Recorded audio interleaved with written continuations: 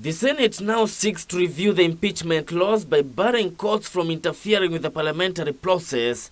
If adopted, the impeachment procedure bill, sponsored by Legal Affairs Committee Chairperson Samson Cherargei, courts will only deal with impeachment cases if the Senate has given the final decision.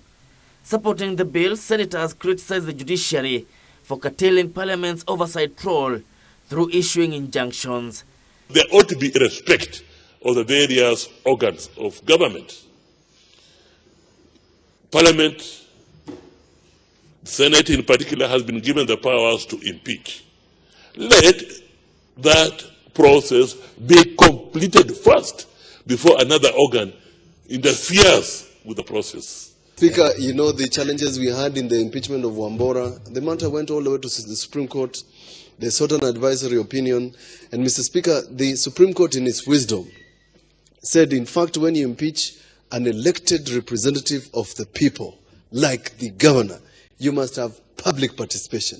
They imported public participation in Article 10 on the impeachment of the governor without it being specifically provided for in the law. The proposed law, however, locks out the electorate in determination of removal of the elected leader, despite the process being done in public. If adopted, the impeachment process will also be done without a break, following tight timelines proposed in the bill. Meanwhile, the National Assembly's Administration and Security Committee is raising concerns over migrants that are overstaying in the country beyond their stipulated time. The committee toured Jomo Kenyatta International Airport immigration offices to understand whether international visitors were using visiting permits as work permits. There's quite a number of immigrants who are coming to the country, but they end up in Nairobi or other areas, but they never go back to their country. So we have discussed and we have agreed on some way forward to make sure that people who get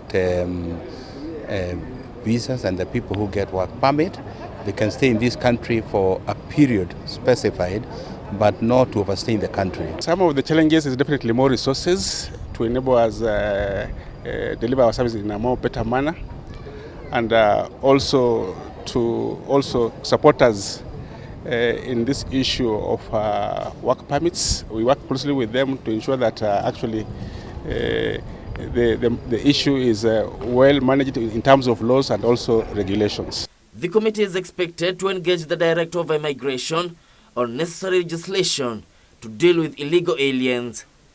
Kevin Washira, Channel 1 News.